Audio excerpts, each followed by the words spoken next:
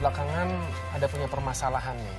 Kamu sehat begini, permasalahan apa? Gini, badan memang boleh terlihat seperti Rembo, tapi daya ingat saya tuh entah kenapa belakangan ini lagi entah kenapa, entah kemana. Jadi kalau nginget sesuatu tuh cepet hilang aja. Sama, kamu 37, aku 32, udah begitu ya? Aduh, Gitu, tapi nggak usah di-mention dong umurnya. Iya, jangan di-mention. Tapi apakah ini sebetulnya ada hubungannya dengan tubuh kita yang memang semakin lama semakin tua gitu? Karena saya ngerasain juga gitu, Adrian. Kayaknya beda banget deh tubuh kita itu ketika mungkin 5-10 tahun yang lalu dengan yang sekarang gitu. Nah, kira-kira asupan gizi apa yang kita butuhkan juga? Makanya itu kita tanyakan sama dokter di sini. Halo, selamat pagi dokter. Selamat pagi. Dok, ketika kita masuk ke usia 50 tahun itu sebenarnya apa sih yang terjadi pada tubuh kita, Dok? Ya, jadi kalau Anda tanya usia 50 tahun apa yang terjadi? Ibaratnya mobil, semakin sering kita pakai dan usianya bertambah, itu akan terjadi berbagai perubahan dari sistem tubuh. Ini yang dinamakan degenerative disease, penyakit penuaan. Penuaan itu bisa macam-macam, bisa sistem metabolismenya, dia akan menjadi melambat, menurun, yang tadinya tinggi. Nah, kemudian sistem dari yang utama lagi, dari otaknya, sistem kognitif. Kognitif itu kemampuan seseorang untuk mengingat, menganalisa, dan mensintesis. Dulu kan Anda, waktu seumur Anda pasti melihat satu masalah, ini apa ini, menganalisa, jalan keluarnya apa, itu semua lancar. Tapi semakin bertambah usia, itu berkurang. Kemudian sistem penglihatan. Penglihatan mulai menurun. Dan yang sering lagi, sistem enzim pencernaan. Pencernaannya menjadi tidak mulai berkurang. Tidak optimal seperti waktu dia muda. Nah, semua sistem-sistem itu akan mengalami penurunan. Yang bahaya di usia tua itu kalau apa? Kalau pembuluh darah kita mengalami penuaan. Tandanya apa? Penyumbatan. Kalau di jantung kita takut serangan jantung. Kalau di otak kena stroke, ya. Jadi sebenarnya kita dari muda harus sudah siap-siap mengatur zat-zat gizi tertentu yang dibutuhkan oleh tubuh agar proses penuaan ini jalan lebih lambat. Caranya gimana, gitu. Dok? Caranya saya selalu katakan, bicara makan, Anda harus ngatur yang namanya 4J. 4J itu jumlah, jadwal, jenis, dan jurus masak. Jurus cara penyajiannya gitu ya. Nah, saya singkat saja dari jumlah. Jumlah makanan tuh harus seimbang. Nggak boleh kekurangan, nggak boleh kelebihan. Tapi itu buat yang berat badannya ideal. Kalau dia kelebihan ya harus kita kurangi. Nah, kalau misalnya yang ideal berapa kalori? Nah, untuk orang di atas 50 ya? Yang ideal orang di atas 50 itu paling enggak 1.500 sampai 2.000 kalori. Kalau ideal. Tapi itu juga tergantung aktivitas dia. Kalau model Adrian gini kan sibuk. Olahraga 4 kali, Dok, soalnya seminggu kalau ada. Nah, no problem. Itu kan kebutuhannya dia akan lebih besar. Jadi kebutuhan setiap orang tuh berbeda. Dan itu jumlah. Kemudian jadwal. Jadwal makan tuh minimal 3 kali. Makan pagi, makan siang, makan malam. Nggak kebanyakannya, Dok, kalau misalnya orang udah di atas 50 gitu, Dok? Enggak. Memang teorinya orang udah di atas 50 porsi makannya harus dikurangi. Sekitar 25% dari kebiasaan dia waktu muda. Ya. Kenapa? Agar proses degeneratifnya tidak berlebihan. Karena kalau Anda kelebihan makan, proses degeneratifnya berjalan lebih cepat. Kenapa? Pelepasan radikal bebasnya. Radikal bebas yang merusak sel-sel tubuh kita. Nah, jadwal makan jadi pagi, siang, malam, tapi jumlahnya kan diatur. Nggak boleh kelebihan. Dan jenisnya yang penting harus ada namanya makronutrien. Makronutrien itu zat gizi yang besar, yang utama. Apa? Karbohidrat, protein, dan lemak. Itu makronutrien. Kemudian mikronutrien, ini yang seringkali orang lupakan. Apa itu mikronutrien itu vitamin, mineral. Dan Ini orang suka lupa, habis makan lupa makan buah. Udah makannya nggak ada sayur-sayuran. Nah, vitamin mineral itu banyaknya di buah dan di sayur. Ya. Nah, kemudian yang penting lagi serat. Yes. Orang itu agar sehat, asupan seratnya harus cukup. J yang keempat, jurus masak. Apa nih? Prinsip tidak digoreng. Nggak enak dong, Dok. Nah, Kan gitu, nggak enak. Makanya kalau makan makanan yang nggak digoreng, gitu sambil lihat muka saya, atau sambil bayangin muka saya, Mari. Pasti jadi enak. Adrian Iya, makannya pasti dia bebas gorengan nih. Tapi benar-benar. Terus selain yang tidak digoreng, gimana? Nah, Dikukus. jadi apa? Dibakar, dipepes, tapi bakar jangan karbonnya dimakan ya. Yang hitam-hitam itu serem banget. Bakar, pepes, kukus di sup dan dipanggang.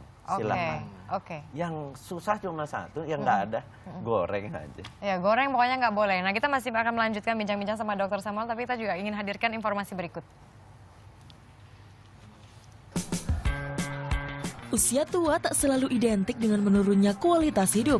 Ada banyak cara untuk tetap bugar di usia 50 tahun ke atas. Contohnya, menjalani hidup dengan gembira dan rajin berolahraga.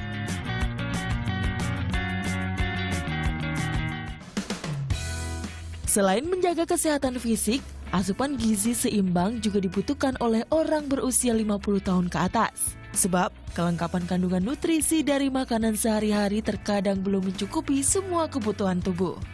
Konsumsi multivitamin tambahan pun mulai dilirik. Salah satunya oleh Ibu Ayu. Saya makan makanan yang sehat, saya juga minum dengan minuman yang sehat, istirahat yang cukup. Dan untuk itu saya tambahkan, saya minum Renovit untuk menambah stamina. Suplemen multivitamin ini mengandung 12 vitamin dan 13 mineral untuk menjawab masalah kesehatan di usia 50 tahun ke atas. Ini sebagai contoh yang bagus, usia 50 ke atas, tapi masih rajin berolahraga. Jadi tidak hanya sekedar makanan, tapi juga aktivitas geraknya juga ya, itu Dok? 5S. Tadi 4J, 5S sekarang nih. Apa nih 5S-nya? 5S itu makan yang sehat, Sehat, berpikir sehat, istirahat sehat, aktivitas sehat, olahraga, dan lingkungan sehat. Lingkungan sehat, hindari polusi. Polusi itu apa? Asap rokok. Jadi kalau Anda ingin awet muda, lakukanlah pengaturan makan yang sehat, istirahat harus cukup, minimal 6 jam, dan berpikir jangan marah-marah mulu, harus kendalikan emosi. Anda harus olahraga seperti contohnya tadi. Iya.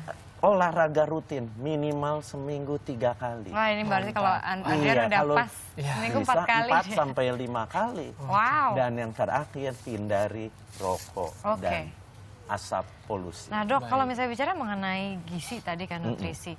Kan tadi dokter bilang ada makronutrisi, ada mikronutrisi. Tapi bukankah kalau kita bicara mengenai makronutrisi itu berarti sebenarnya kita udah bisa dong dapat vitamin dan mineral dari makanan gitu kan.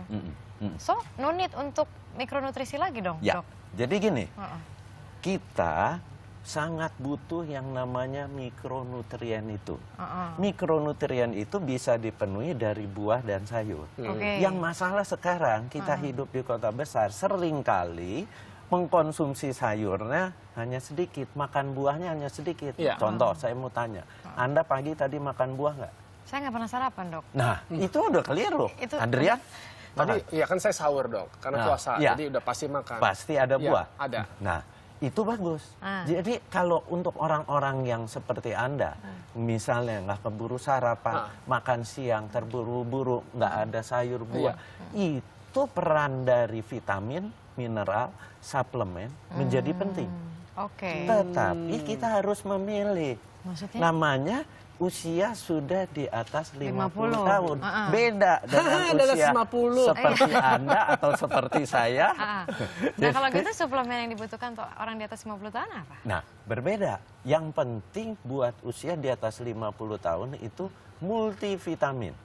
Multivitamin tuh Ada beragam vitamin. Ada vitamin A, ada vitamin B, ada vitamin C, ada zinc, ada mineral-mineral lainnya.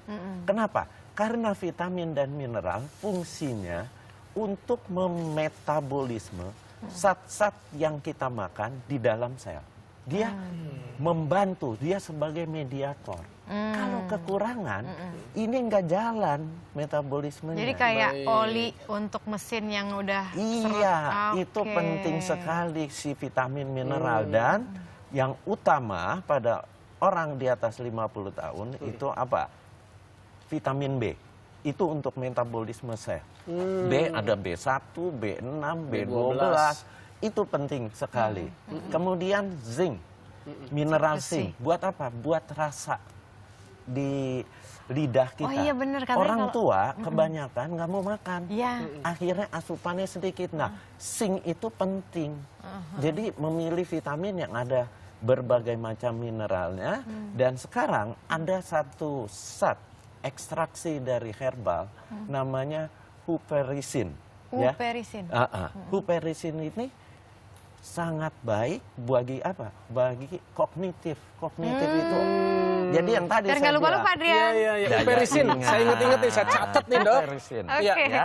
Oke, baik Dok, terima kasih sekali atas bincang-bincang dan informasi bahwa ternyata memang yang namanya pemenuhan nutrisi tidak hanya makro tapi mikro ini begitu penting dan ternyata juga beda usia, beda pula kebutuhannya. Kebutuhan vitaminnya, tapi kalau misalnya bicara mengenai vitamin, sebenarnya saya tiap hari juga udah sih. Yang paling mendasar tuh yang saya konsumsi itu adalah vitamin C dan juga cod liver oil, minyak ikan tuh loh. Adrian, yang mungkin orang-orang anggapnya baunya amis gitu ya, tapi it's good for you. Nah, bagus juga buat Marisa, tapi juga jangan lupa yang namanya suplemen itu juga harus dikonsumsi secara rutin. Jangan mentang-mentang baru ada ini langsung minum, tapi habis itu besok udah nggak mau lagi. Betul kan Dok ya? Betul sekali. Mikronutrien, vitamin, mineral itu harus diminum secara rutin, teratur, bukan obat. Yes. Kalau obat efeknya seketika, kalau vitamin, mineral efeknya jangka panjang. Maintain, Siap. yes, that's absolutely correct. Yuk. Terima kasih banyak Dr. Samuel atas bincang-bincangnya dan berikutnya kami